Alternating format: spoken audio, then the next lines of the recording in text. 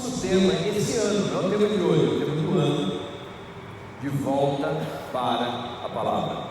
Porque há duas maneiras de você encarar a vida: no seu ponto de vista ou com o ponto de vista de Deus. O nosso ponto de vista, nós já sabemos onde terminam os problemas e as dores que nos causam.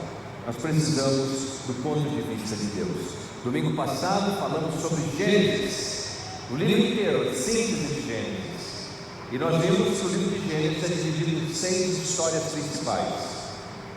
Vamos ver se lembramos os personagens rapidamente. 1, 2,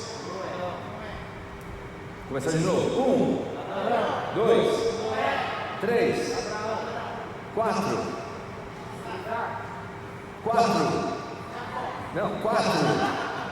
Isaac, 5, 6. O livro começa com Adão e termina com José. É um começos e recomeços.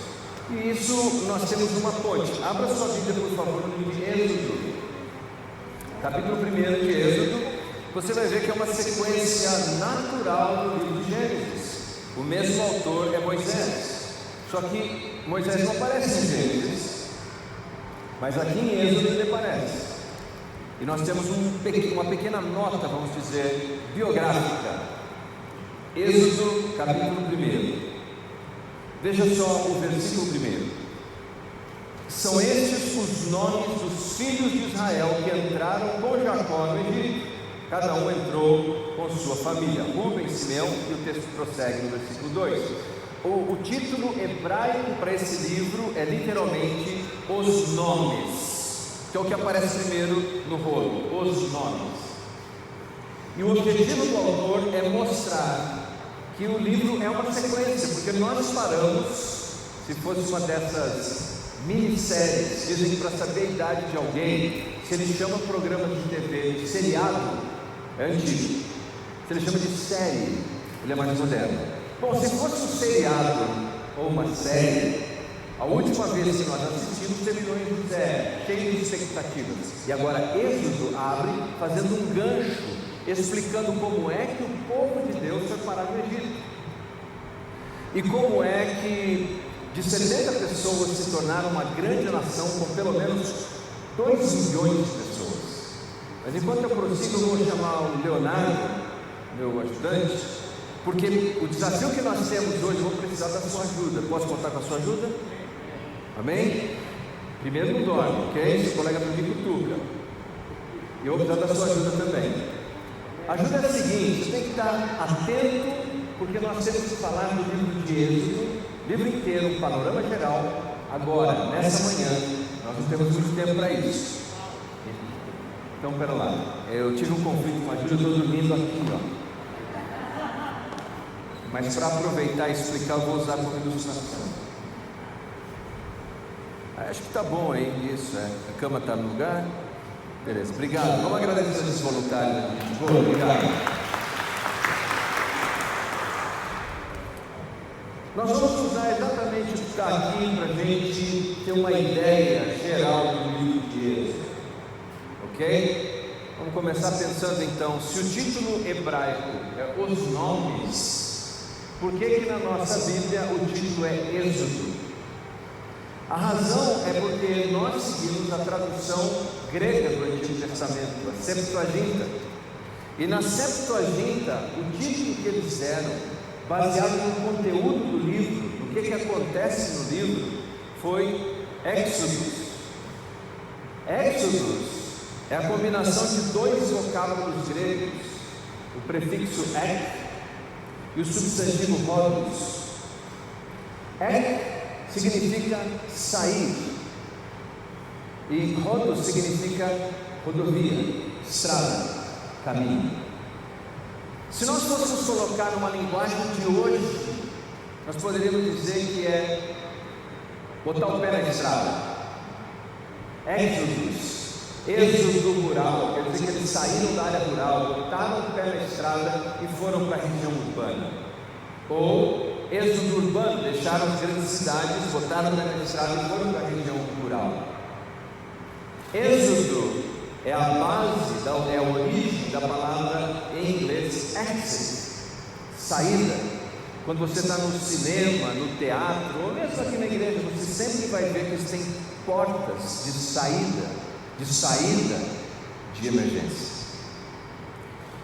E essa é uma história tão fascinante, porque aqui temos nós, esse grupo de patriarcas que chegam no Egito com privilégios, bem recebidos, número de aproximadamente 70, e eles começam a se multiplicar ali, porque Deus tinha feito uma aliança com Abraão, com Isaac e com Jacó. O pacto abraâmico previa uma bênção tríplice, era terra, eles teriam uma terra própria, eles teriam uma bênção de multiplicação e seriam um povo abençoado. 3: terra, descendentes e bênçãos. Quando chegamos no Êxodo, nesse livro, nós vemos que uma parte disso está acontecendo. Eles estão se multiplicando. Mas veja, passaram-se 400 anos desde o nosso último texto, desde o que lemos sobre José. E 400 anos depois, o primeiro capítulo nos diz que subiu ao trono do Egito um rei que não conhecia José. É aquela virada política. E como em todo lugar, seja hoje, ou seja em qualquer ponto do mundo ou da história, se muda a liderança política, mudam-se a cultura, os costumes, as práticas e as pessoas que têm privilégios. E nessa mudança política foi o que aconteceu.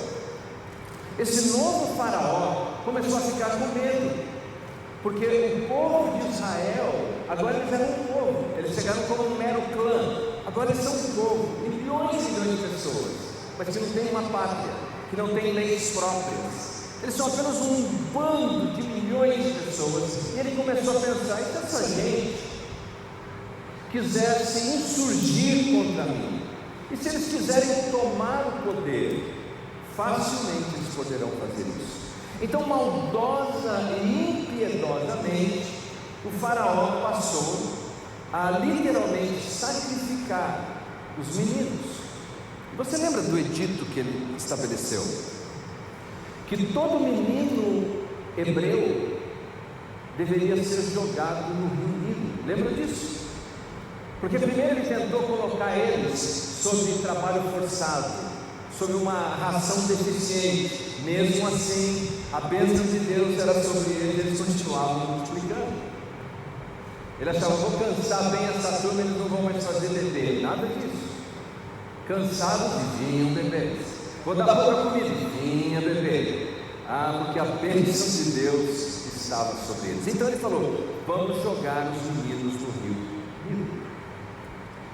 O curioso, inclusive, da história é que o faraó que praticou isso é anônimo. Nós não sabemos o nome dele. Veja que ironia: o homem mais poderoso do mundo antigo não tem nome, mas as duas parteiras que zelaram e cuidavam dos meninos, elas têm nome. Pessoas que seriam consideradas sem importância diante dos olhos dos homens, são tão importantes diante dos olhos de Deus, que nós temos o nome delas: Sifra e Puá. Não importa se as pessoas olham para você e acham que você é alguém de segunda categoria, ou que você não tem valor, ou que você não é apreciado pelos parâmetros desse mundo. Se você faz a vontade de Deus, Deus reconhece você. Então você conheceu essas duas mulheres. Bom, é nessa situação que uma mulher chamada Joquebede, ela dá luz a um filho. É uma criança, e ela não consegue conceber a ideia de jogar o filho no rio Nilo. O rio Nilo era considerado um deus, por causa da sua fertilidade. E no rio Nilo, eles tinham um crocodilo, ainda existe hoje na África do Sul, chamado crocodilo do Nilo. Está comigo aí? Diga amém. O crocodilo do Nilo chega a 4 metros, até mais de 4 metros de comprimento, com peso de mais de 500 quilos. Mas ela, olhando para o seu bebê, ela falou: eu preciso achar uma saída, eu preciso de uma saída. E pensou criativamente como ela poderia ter uma saída. E aí temos um dos grandes episódios do livro do Êxodo. Ela fez uma cesta, com muito cuidado, ela vendou cuidadosamente aquela cesta. Em mães, ela colocou o bebê ali dentro. E o texto nos diz, abra sua Bíblia, por favor, capítulo 2, a partir do versículo 1.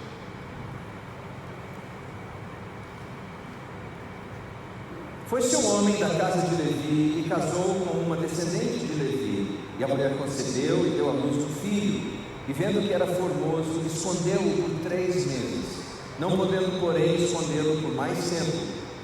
Tomou um cesto de junco, calafetou com betume e piche, e pondo nele o menino, largou-o no carriçal à beira do rio. A irmã do menino ficou de longe para observar o que lhe haveria de suceder. Que situação! Ela põe esse cesto, coloca o seu pequeno bebê dentro, 3 meses. Aqueles que têm filhos aqui, quantos têm filhos aqui? Deixa eu ver. Essa fase as criancinhas começam a corresponder, dão aquelas risadinhas. Vocês olham, o olhar dele está me acompanhando agora. Ela coloca ali dentro e coloca na margem, no meio dos juncos, das varas daquele rio, das plantas aquáticas, e deixa ali. Facilmente as águas caudalosas do Nilo poderiam levar para longe esse cesto e destruir esse menino. Ou o crocodilo Nilo poderia fazer isso. Ela precisava de uma saída. Estão acompanhando? Ela precisava de uma saída. E Deus, soberanamente, eu diria ironicamente, faz com que as servas da filha de Faraó, que estão ali às margens do rio, porque elas faziam isso para ter certeza que a filha de Faraó ia se banhar com segurança. Aqui não tem crocodilo, pode vir aqui está seguro. Enquanto elas estão olhando, elas veem o cesto. Quando abrem o cesto, um bebê.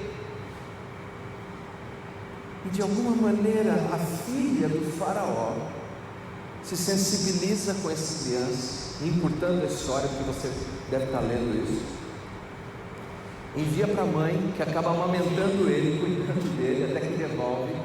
E aqui está a grande ironia do texto. Deus tem senso de humor incrível.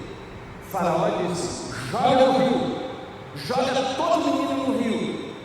A filha do Faraó vai lá e dá o nome da criança de Moshe, que significa tirado das águas. Porque se nós estamos vivendo uma vida de fragilidade, nada poderia ser mais frágil que uma criança num cesto no rio Nilo, sob a ordem do Faraó.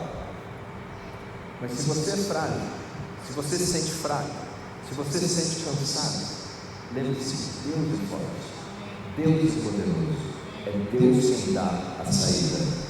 E Deus é uma saída tão extraordinária que, veja você, Estevão pregando no livro de Atos, no capítulo 7, ele nos explica que Moisés foi treinado em todas as ciências egípcias e se tornou competente inclusive na retórica.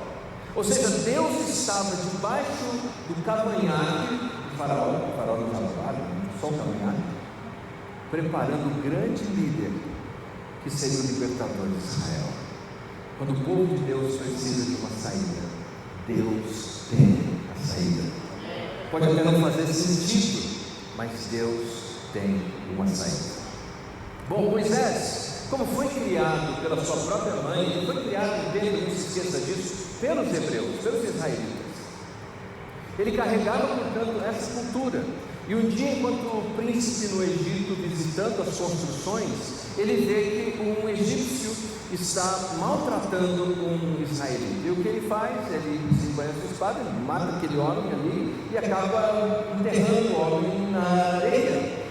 E por conta disso ele tem que fugir, porque as pessoas começam a reconhecer ele como um assassino e ele sofreria uma pena capital. Ele foge. Nessa fuga, Moisés acaba por trabalhar como um pastor de ovelhas. E veja você, viveu 40 anos aprendendo a ser um príncipe. agora ele ia viver 40 anos aprendendo a ser um pastor. 40 anos basicamente sendo humilhado, porque nem as ovelhas eram dele, eram do sogro Jetro.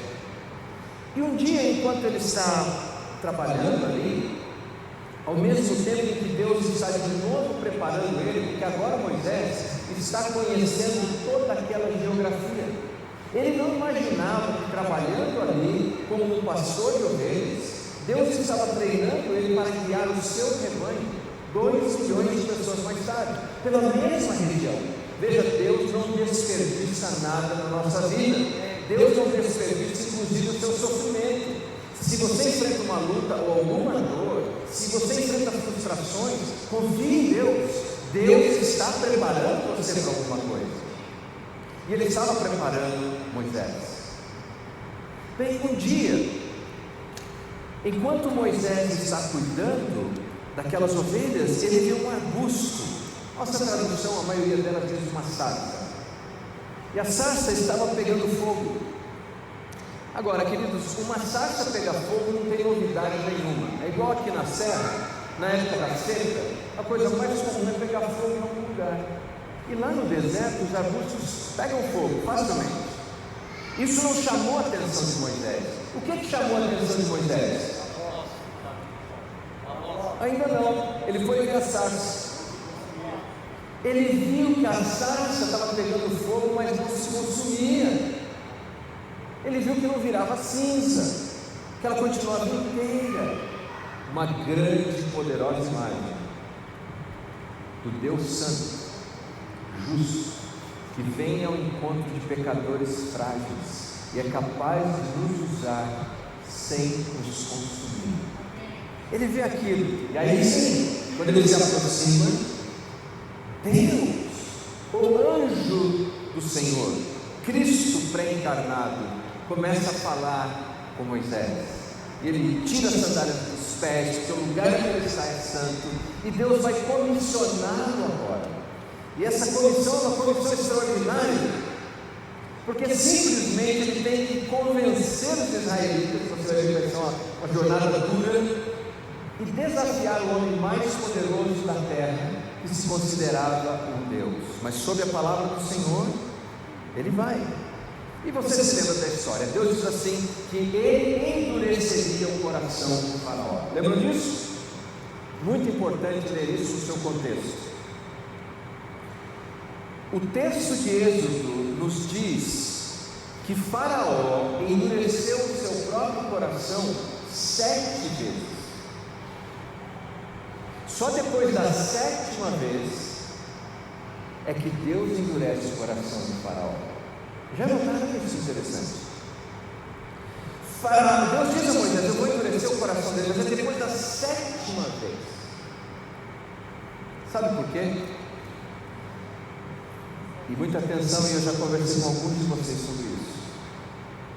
Uma maneira de Deus punir a dureza do coração humano é dando mais dureza. Uma maneira de Deus punir o pecado humano é dando, sabe o que mais? Dando mais corda para a pessoa pecar. Você já viu isso? Abre em Romanos, por favor. Romanos capítulo 1.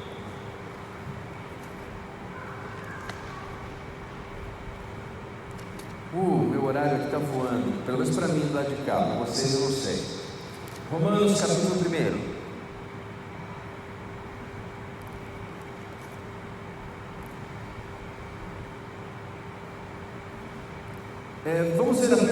Vamos ver 2 versículos, versículo 21. Porquanto, tendo conhecimento de Deus, não glorificaram como Deus, nem lhe deram graças, antes se tornaram nulos em seus próprios raciocínios, obscurecendo-lhes o coração insensato, inculcando-se por sábios, tornaram-se loucos, mudaram a glória do Deus incorruptível em semelhança de imagem de homem corruptível, bem como de aves, quadrúpedes e répteis. Por isso Deus, versículo 24, fez o quê? Deus fez o quê? Deus os entregou às imundícias. Veja o versículo 26. Por causa disso, Deus fez o quê? Entregou. Veja você, se uma pessoa, se Deus vem ao encontro de alguém, eu acredito que a oferta que Deus faz é legítima a Faraó. Deixa o meu povo ir, deixa o meu povo ir, deixa o meu povo ir. São ofertas, apesar de Deus já saber que ele se endureceria. Mas a oferta de Deus é sempre legítima. Quando se endurece, não quer Deus? Quer se endurecer para Deus? Quer se endurecer para as coisas de Deus? Sabe qual será o resultado disso? Mais dureza. Mais dureza. É mais ou menos como antigamente. Hoje não, mas antigamente, se uma criança era muito mimada com a mãe brava, aqui não tem mãe brava, antigamente tinha. Aí a criança chora bonito, a mãe falava assim: quer chorar?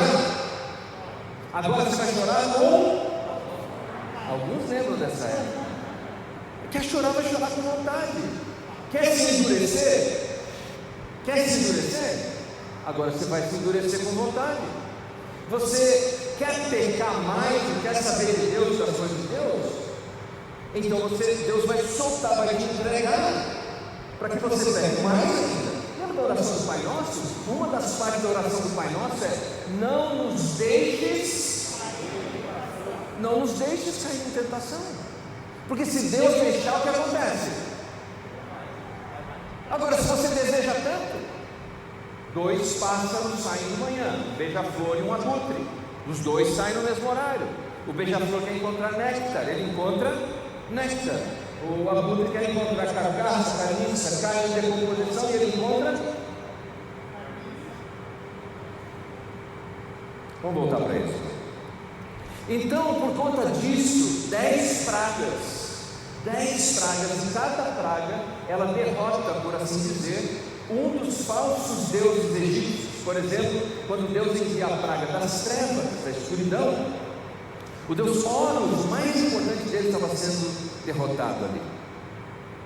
Porque Deus se apresenta no livro de Gênesis e Êxodo como, primeiro, El Shaddai,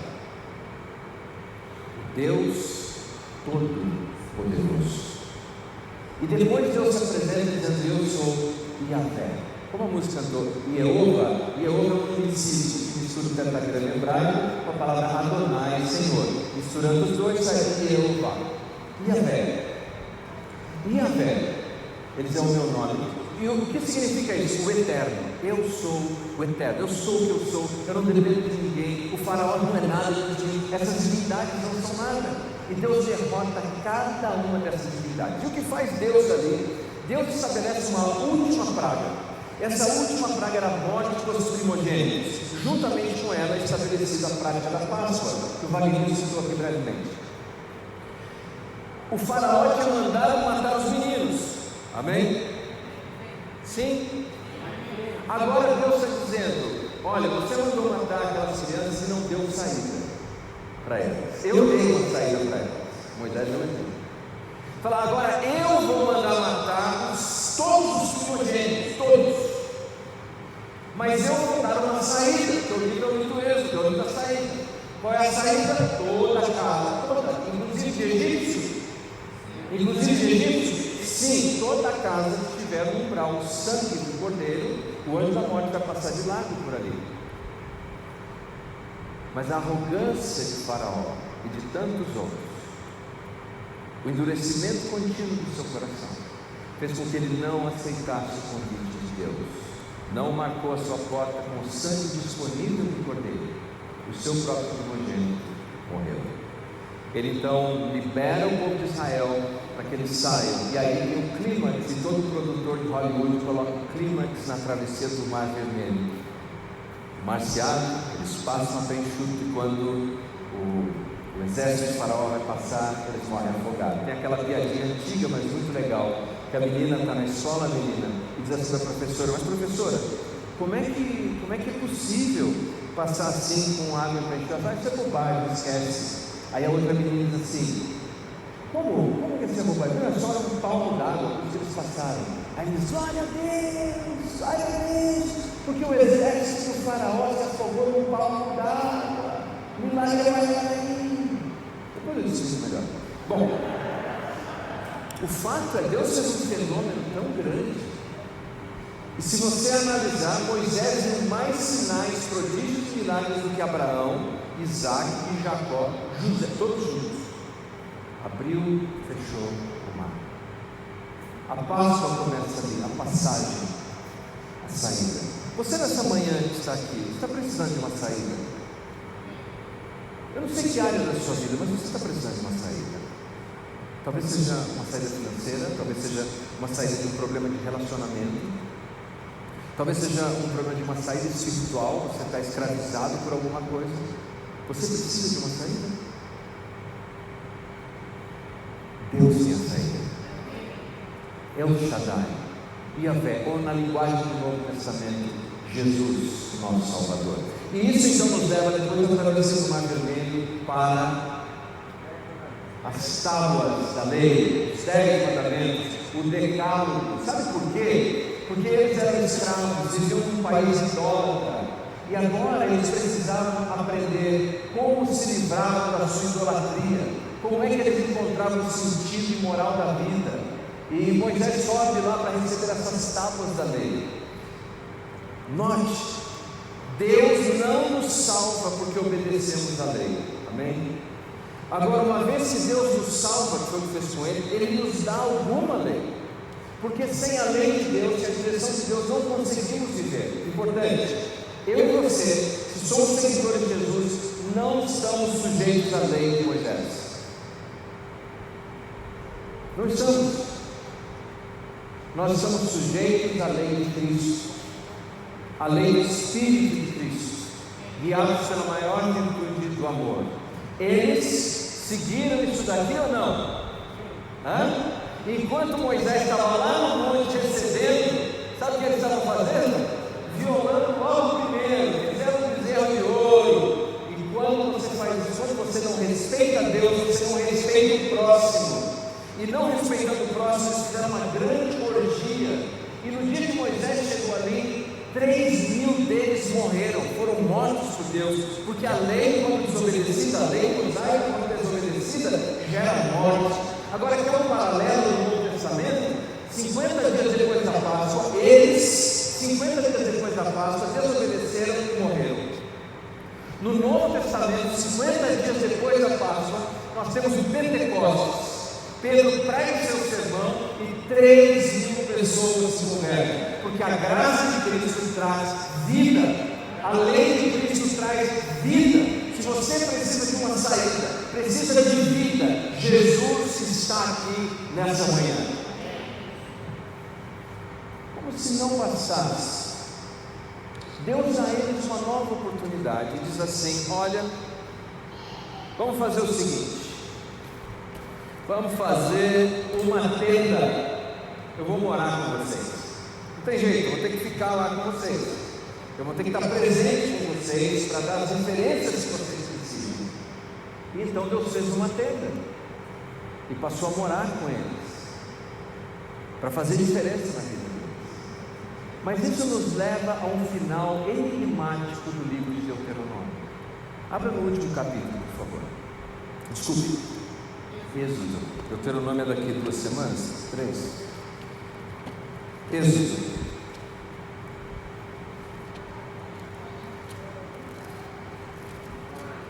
Êxodo, último capítulo, capítulo 40. Versículo 34 e 35. Se você encontrou, diga amém. Opa, obrigado. Então a nuvem cobriu a tenda da congregação, e a glória do Senhor encheu o tabernáculo. Moisés não podia entrar na tenda da congregação, porque a nuvem permanecia sobre ela, e a glória do Senhor enchia o tabernáculo. Deus está aqui. Aliás, só um exemplo, tá, gente? Está no tabernáculo, sobre uma caixa que era a Arca da Aliança, uma glória de Deus enviada na Bíblia. E o texto diz que Moisés, o grande líder, não podia entrar lá. Por quê? Porque Deus é tão santo tão perfeito. Nós deveríamos lavar a boca com sabão algumas vezes a reclamar de Deus. Nós não fazemos ideia do que nós merecemos de fato. Se tem alguém bom é Deus, alguém justo é Deus. Moisés não podia entrar. O livro termina sempre que vai nos levar para Levítico e explicar como o processo sacrificial poderia purificar uma pessoa para que ela tivesse acesso a esse Deus Santo. Para nós, Deus tem uma saída. E é uma saída muito maior. Lá em Lucas, capítulo 9, eu já estou encerrando. Lucas, capítulo 9.